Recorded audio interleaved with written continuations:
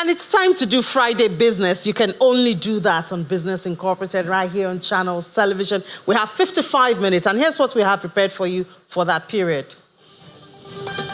We'll keep our eyes on some numbers from the National Bureau of Statistics. They've shared price watch of some petroleum products for the month of July. Unfortunately, farmers are getting killed in Nigeria, and this is amidst food insecurity.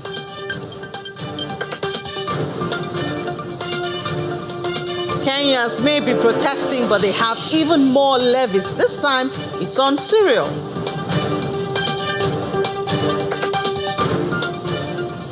You're welcome to the program. I'm Ini John Mekwa. Let's do business now. Starting from the global space, gold prices inched up on Friday, but we're set for a weekly decline as the United States dollar as well as Treasury yields rebounded ahead of that Federal Reserve Chair Jerome Powell's speech that could offer fresh insight on the central bank's interest rate cuts that's planned for September. Look at the numbers right now. We start from the smaller metals at this time. Platinum was up 0.14%. at $952.20.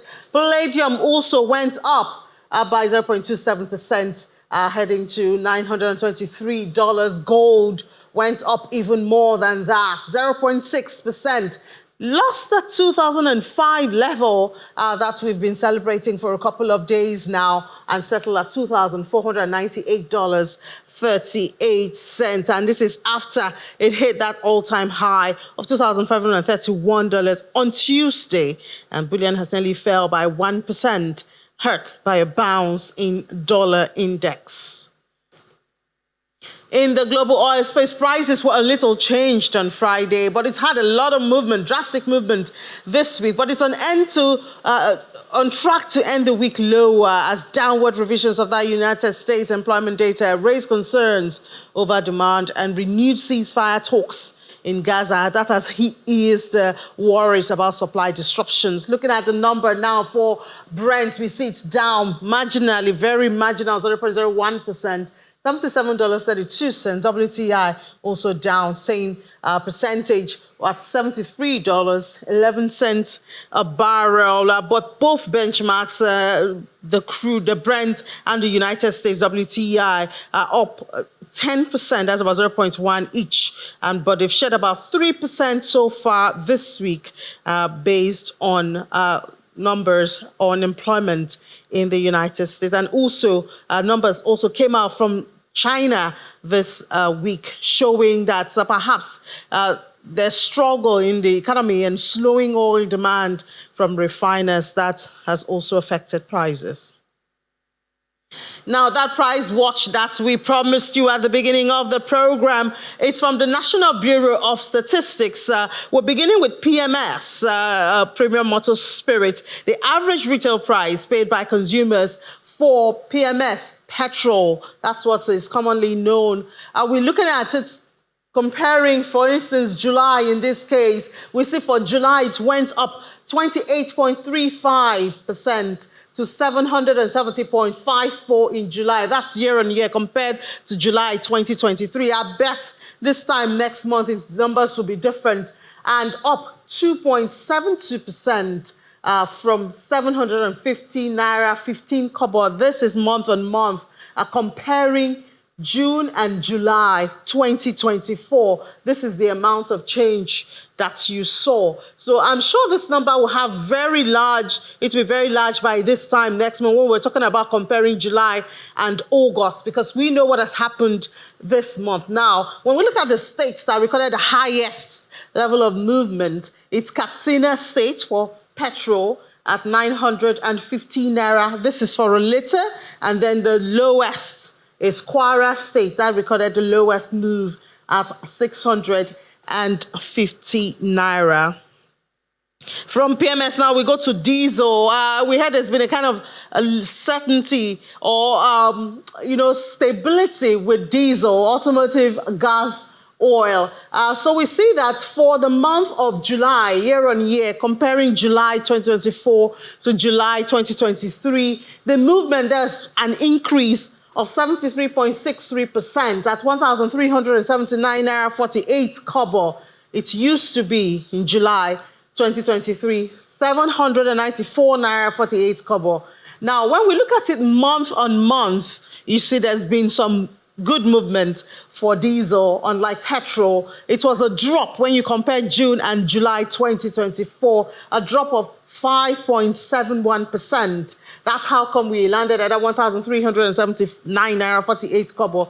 It used to be in the month of June 2024, 1,462 naira 98 kobo. Now, the state that's recorded the highest increase for the month of July is Taraba State at 1,721 naira 79 kobo, while Kogi has the lowest, 1,186 naira 31 kobo. From there, we go to kerosene and see what has happened to the price month on month and year on year. So for the price of kerosene, the retail price per liter of household kerosene by consumers, that was it was down for kerosene.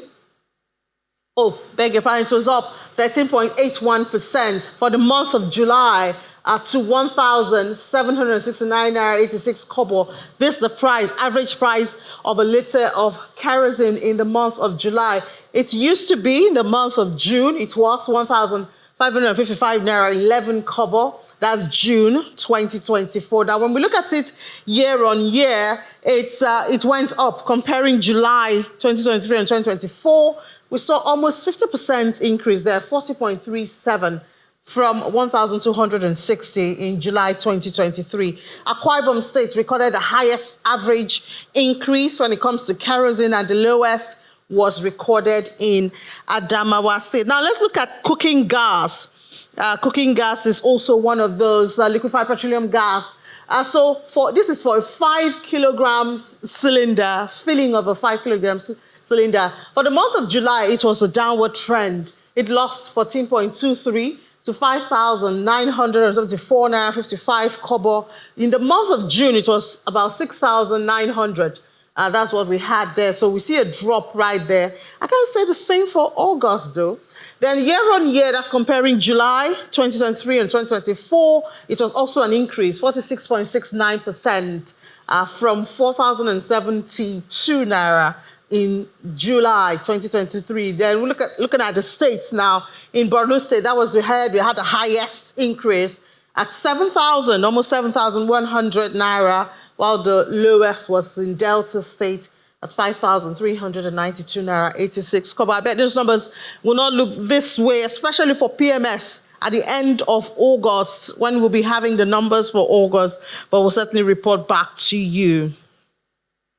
Now, leaving the numbers, let's go to the banks. The Chartered Institute of Bankers of Nigeria, they intend to open a platform to discuss the country's macroeconomic challenges, and this will be at their 17th Annual Banking and Finance Conference. The event, which is slated to hold in September in Lagos, is also intended to explore new ways of adopting technology and artificial intelligence as a way to attract the youth to problem solving.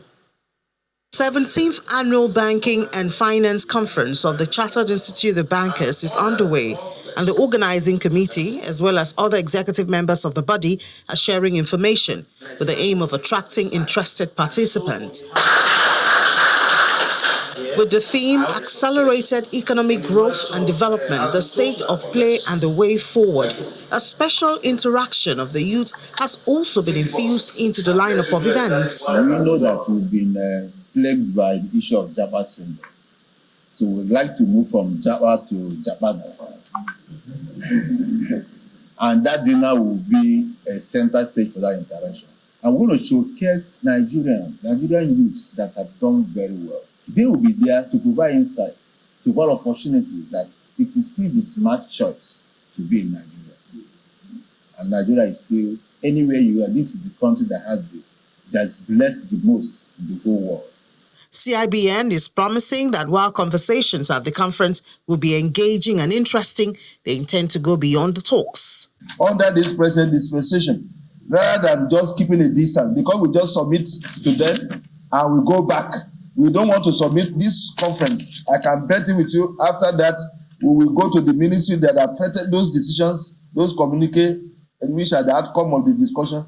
We will take it to the appropriate ministries and make sure that we have an engagement. CIBN has a compendium of all the issues that were decided in last conference and how far we have gone implementing them.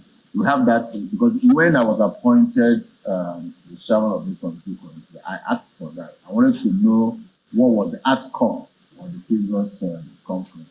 And the registrar availed me with that topic. And I was really impressed that they really have in each of those items what has been achieved. The 17th Annual Banking and Finance Conference is scheduled for September 10 and 11, 2024.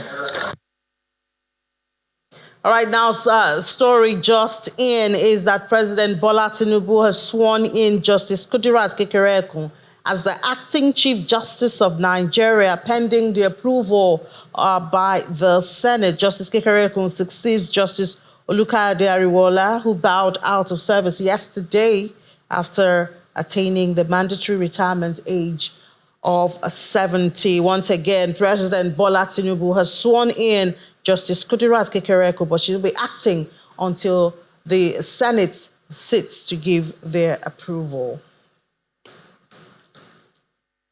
Thank you. We may be seated.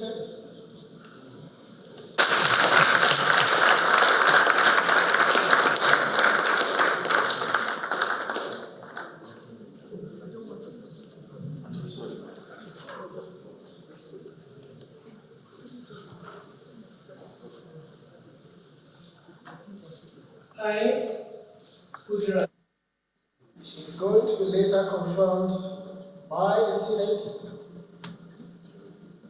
before she will take the full designation as the Chief Justice of Nigeria.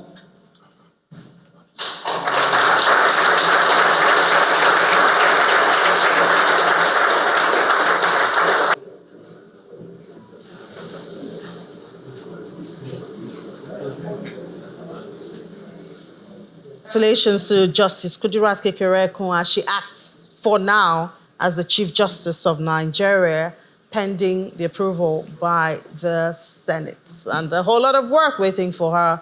The issue of reforms needed in the justice sector has been in the news, especially since yesterday.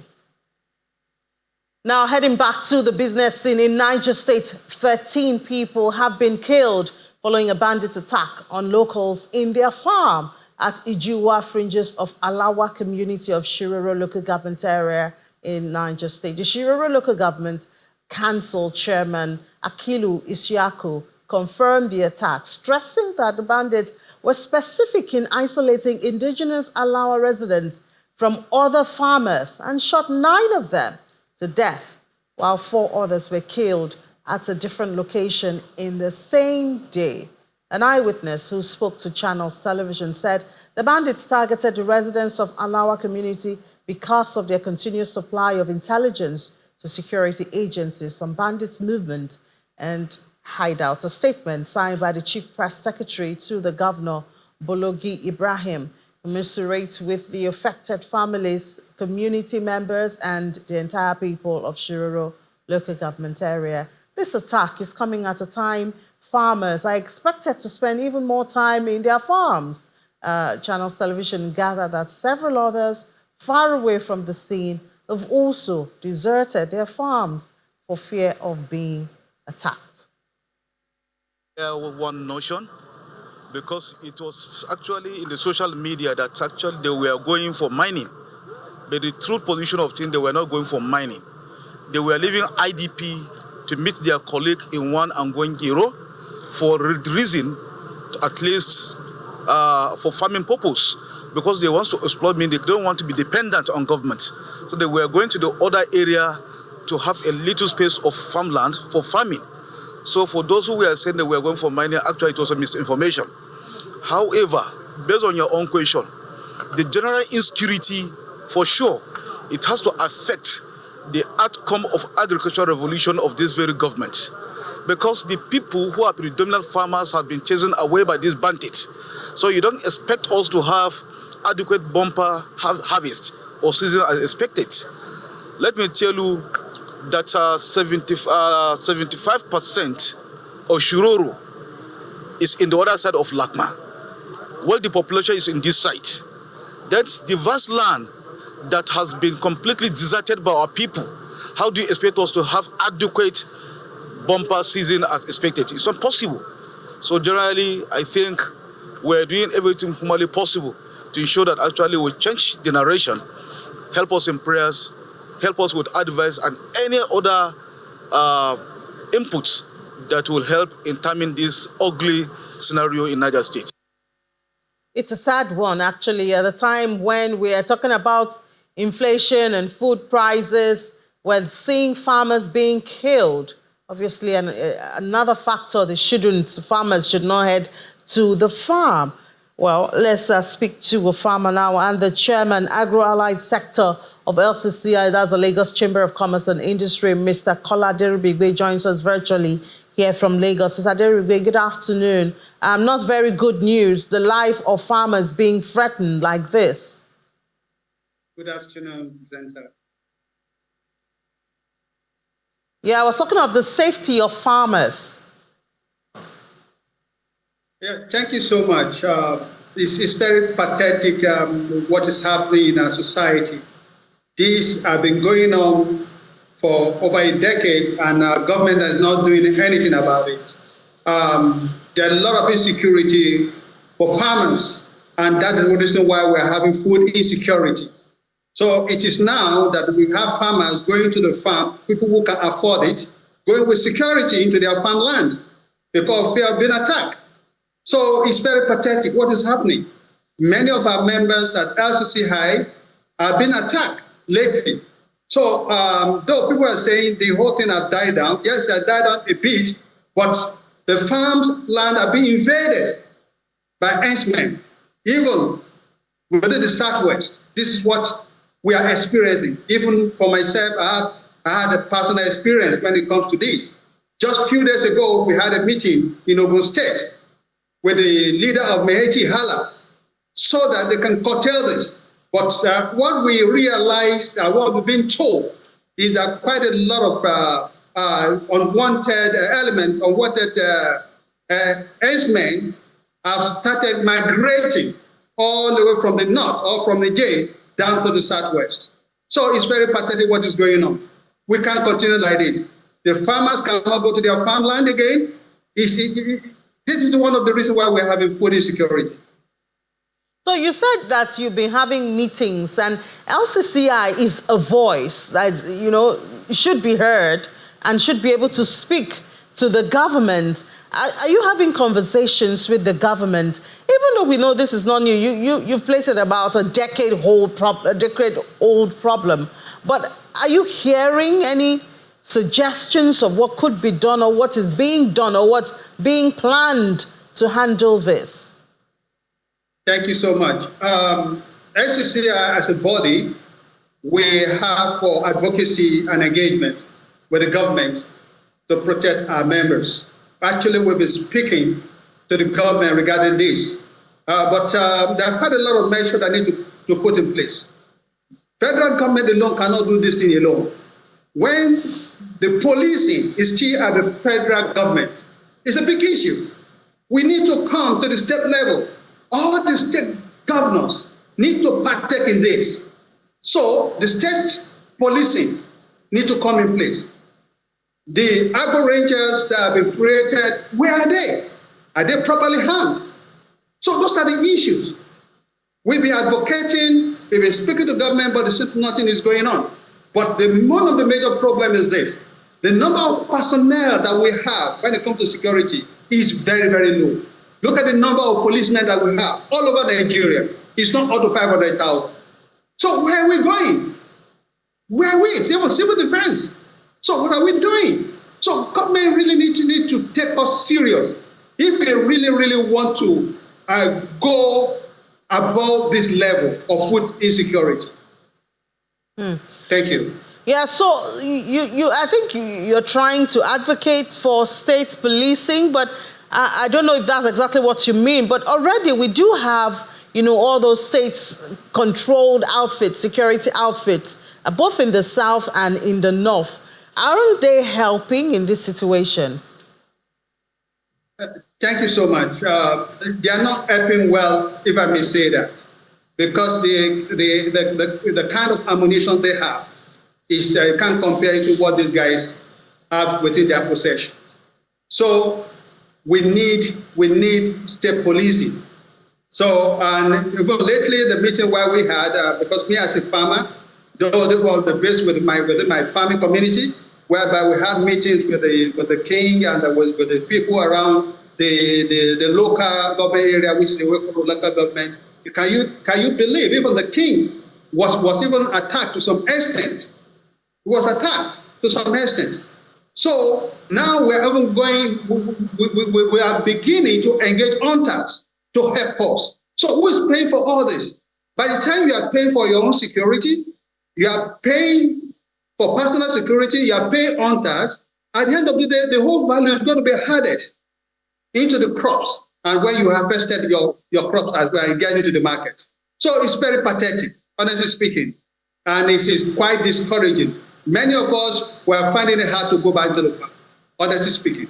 Because when they invade your farms, when you have over 200 cows invading your farm, just lately, the potatoes, the yam, the maize that newly planted were destroyed. All right, Mr. Aderibigbe, very sad indeed, very sad, the reality that we have in the country, and yet we are preaching food security. Well, thank you so much for sharing your time and thoughts with us this afternoon. Chairman, Agro-Allied Sector of LCCI, Mr. Kola Aderibigbe. Let's take a break now. When we come back, we head to the market. It's Business Incorporated here in Channels Television. You're welcome back to watching Business Incorporated right here on Channels Television. We head to the markets now and see, well, green for the NGX, but let's not get too excited because this time yesterday we had a green, but at the close of trade, it was in the red. We see a recovery for the NGX at 95,879. It's up 0.17%, while South Africa has gained much more than that, 0.75% at 84,850.63. Now, before we head to the other markets, let's find out some of those things happening in the Nigerian markets, and we're doing this with investment research analyst at Main Street Capital, Onose Asotie Enaholo. Hi, Onose, good afternoon. Hi, afternoon, Nini. Great. So yesterday, intraday, we did see a recovery, but we lost all of that by the close of trade. Can we expect the same trend today? Well, today might be a bit different because we have at intraday, at least speaking from intraday data, we have UCAP is massively up. Of course, Owando, is also massively up. We're also seeing positive price movements from GT Bank. While these may not be the some of the biggest stocks or the market shakers or the market movers, if we see a continued uptrend, we might see a positive close today. But then it's not really going to matter because we're closing negatively for the entire week. Yeah, but I mean, you mentioned Owando. I mean, we're expecting that positive movement yesterday after the completion of that purchase. But I guess maybe it was too late. The news came in too late. So we do expect that to at least affect the counter positively today. It already has. I mean, if you look at Owando, it's on full bid. Owando is already up about 10% today, and I believe it has reached like a cutoff point where traders may not be able to buy more of the stock, because even when you look at the books, the order books, it's on full bid, so there's nobody selling, except you're making cross deals. So yes, the news about Owando's acquisition has been met with basically we've seen a fantastic reaction from investors in the market right now. So what do you expect? A marginal gain at the close of trade? Yes. So intraday level, I think we're already quite positive at the intraday level. I think the top 5 gainers, I believe Owando, GT, UCAP, those are the top 3. I believe they can move the needle quite positive. So as long as we don't see any sales in like major market movers. We don't see any sales in like a Dangote Cement or an MTN. We might, be positive at least for the next couple of hours for the market session. All right, Onose, we'll just keep our fingers crossed, till the close of trade. But thank you so much, Onose Asotie Naholo, investment research analyst with Main Street Capital. Thanks for having me. All right, let's keep our eyes on the other markets. Now in Egypt, it's closed today, but closed positive yesterday, almost 1%. Good numbers, you see. 0.76% at 30,141.08. Kenya, we have some news on Kenya, but intraday, we see Kenya 0.47%. Kenya, this is actually for Thursday, this Thursday's numbers. Now, the good thing that happened in Kenya yesterday, the Nairobi Securities Exchange bond market reached a milestone. It crossed the 1 trillion Kenyan shilling mark in cumulative turnover for the very first time in history. We say congratulations to them. The milestone, which covers the period of January the 2nd to August 21, 2024, follows bond market reforms undertaken by the NSE to broaden and enhance the efficiency and appeal of Kenya's bond market to both domestic and international investors. According to the Chief Executive, Frank Wite, the reforms have included the operationalization of hybrid fixed income market, which has enabled the NSE to combine both on-screen and over-the-counter trading of fixed income securities. Now let's go to other parts now, to the Middle East. We see that intraday 2 markets trade in the Middle East and 2 do not. So it's intraday for Abu Dhabi in the red, 0.03%. Could recover before the close of trade because it's really marginal. Intraday for Dubai is also in the red at 4,307. It's down 0.07%. Now let's see the other markets that are not open today, that do not trade today. If we could see the other markets, that would be nice. If not, let's head to the United States now. Stock futures rose on Friday as traders await an all-important policy speech. Yes, from Fed Chair Jerome Powell for any guidance. Everybody's looking for direction. Is there really going to be a cut by September? If there is, how much cuts can be priced in? Well, features on the Dow Jones, we see there it's positive 0.33%, 40,962.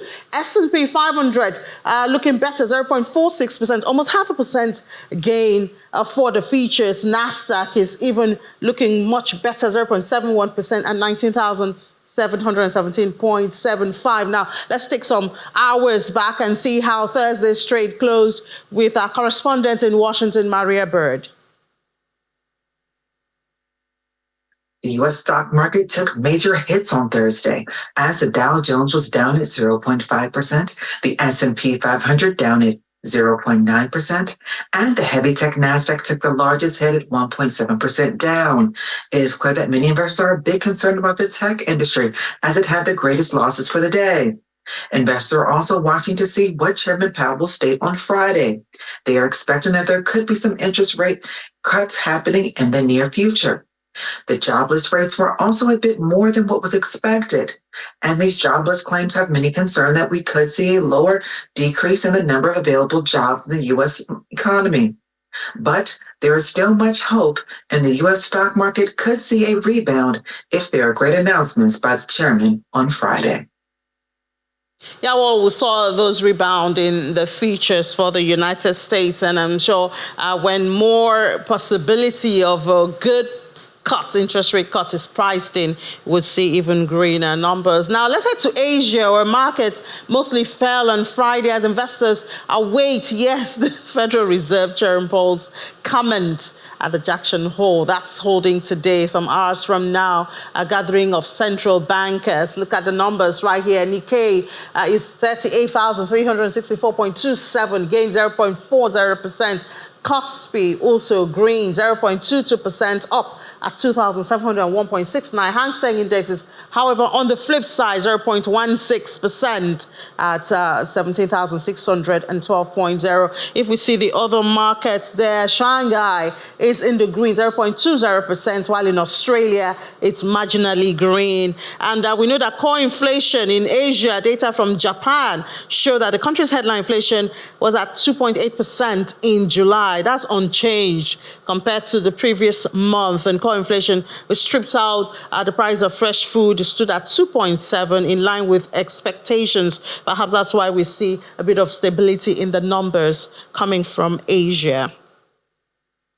Now let's head to Berlin now, and I don't know if to call this good news, but for the very first time ever, Apple users will be able to delete Apple apps. But this is only for users in European Union, and the phone maker's history with strict European laws show that it is possible to regulate tech companies. Let's see more lessons from this with Wada Imran. Hi, Wada. What else does the EU want, or what's going on between both?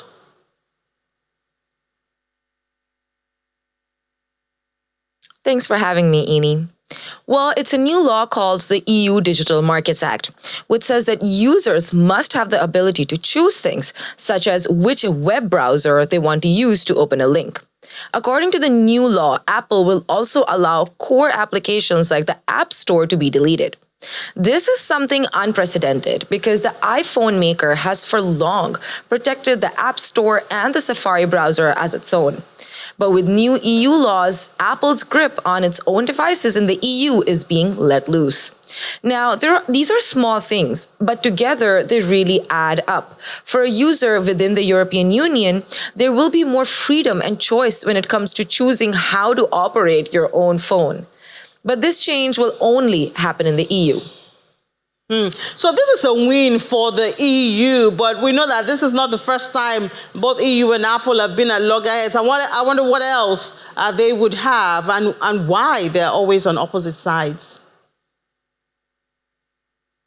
Well, Apple has a history of clashing with the EU, yes.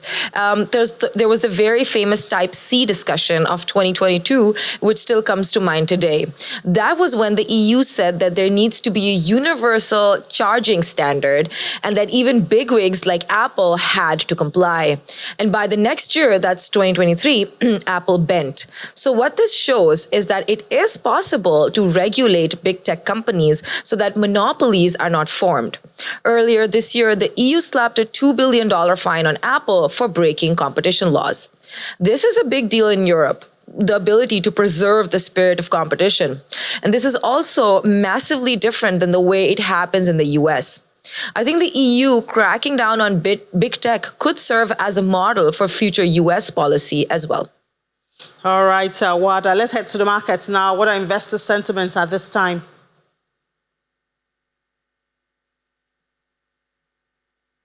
Well, it's a slow day here in Europe.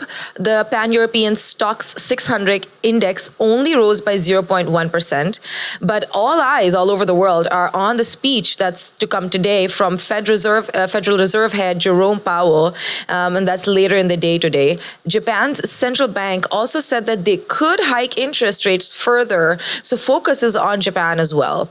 The Bank of England's governor is also scheduled to speak today. So lots of speeches on the agenda. But on a positive note, July sales data showed that BMW led the EV market here in Europe for the first time, climbing on top of US car maker Tesla. This brought back legacy automakers in the limelight after months of slow performance. Yeah, EVs in the news now. Thank you so much, Wada, and have a great weekend. Now, still talking about EVs, Eskom in South Africa has officially launched its electric vehicle charging infrastructure at the Eskom Academy of Learning in Midrand, north of Johannesburg. The power utility said that it's a milestone and marks a significant step in Eskom's distribution's commitment to supporting the growth of e-mobility sector in South Africa and contributing to the country's broader goals of reducing carbon emissions. The pilot project includes the procurement of 20 electric vehicles, ranging from light delivery vehicles to light trucks for operational use. The pilot project involves the installation of 10 charging stations at 5 Eskom sites across the country.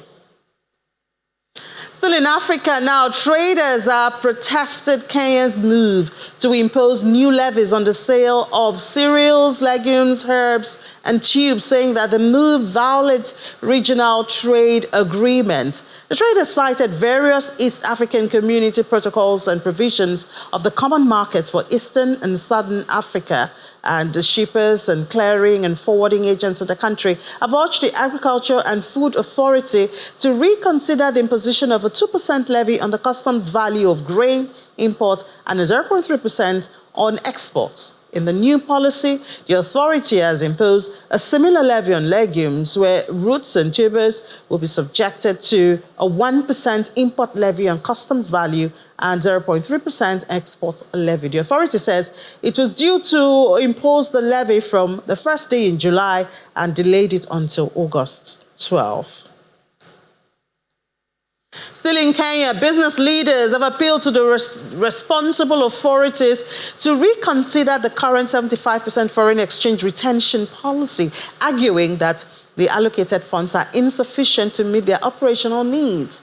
In submissions made to the Reserve Bank of Zimbabwe, Governor John Mushamwahu, the Chamber of Mines of Zimbabwe, as well as forex retention, threshold policy has adversely impacted the mining industry. As a result, some companies have been forced to scale down their mining capacity.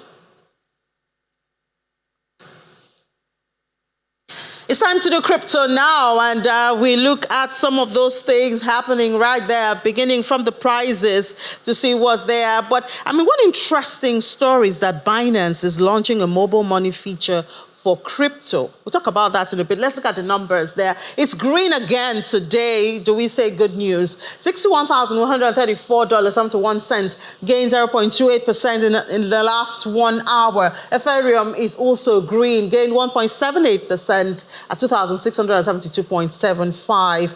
BNB, Tone, and others. We see just a little bit of red, just pockets of them right there. So do we say it's a green Friday? Let's talk to Sheun. Sheun Denia is the Chief Executive Officer of Alpha Geek Technologies to share, what's going on in the market. Hi, Sheun. Good afternoon. Hi, good afternoon. Is the bull back in the crypto market? Well, there are different factors that are currently going on. We've seen that, the U.S. presidential race is it's accommodating crypto. Basically they are raising funds. Everybody's trying to reach out to the crypto market, which signifies, certain amount of interest in, the high regulation or proper regulation of, the crypto industry. And we're also seeing back here in Africa, as you rightfully mentioned, Binance, launching their one-click buy and sell, some African countries. But people are, and several other factors in the news. So people are looking, to back themselves on cryptos to ensure that they invest early enough. Yeah, well, before we head to that, the mobile money feature, Kamala Harris token shatters records as Biden steps down. I wonder who is going to move the crypto market more. Is it Kamala? Is it Trump? Is it both of them have positive sentiments towards, or the market has positive sentiments towards both candidates? So pretty much we've seen what it is for everyone is that we've seen the power of what the digital assets can do. The Kamala coin has raised maybe about $81 million in the space of 24 hours. Which is something that they probably need to sit down and have several people sitting down in a room, before they can raise that kind of money. And she hasn't, the Democratic camp hasn't really, said anything as for how they're going to regulate crypto, but they're in power right now. And we've seen that the SEC has mentioned that they will be toning down on the number of cases that they will be putting out against cryptocurrency token issuers and exchanges. They also say that's a positive sign for the crypto industry in general, meaning that they are going to take a step back and understand it better, and then we see some very, very good form of adoption and regulation coming in the future. It's a good sign for everyone, because if we see the presidential candidates embracing crypto publicly and raising money with crypto and actually reaching out to the crypto industry, we see that definitely in the near future they will be making out plans and people will be able to hold them accountable. But what does this say about, we know the issue of regulation around crypto, not just in Nigeria, even in the United States. What does it say about the future of that regulation and some of those not so friendly approaches that crypto has received, even in the US? Pretty much technology is very difficult for people to understand.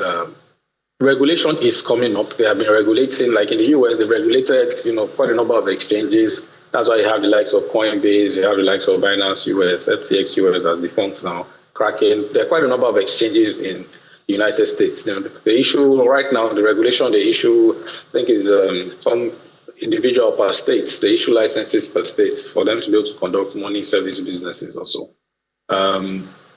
With time, the SEC is studying all the kinds of applications, the use of the crypto. Basically, there's a huge study, and around the world, you can see that even in Nigeria, the FIRS had mentioned, ability to tax crypto, and they've seen that they need for them to be able to do that, they need to put laws in place. So they've gone back to the legislative arm of government to kind of pass a bill that would identify and then mandate the FIRS to be able to tax activities of cryptocurrency exchanges. So globally, definitely it's where we are headed to, and understanding will come, regulation will come, and it will bring sanity to the business environment.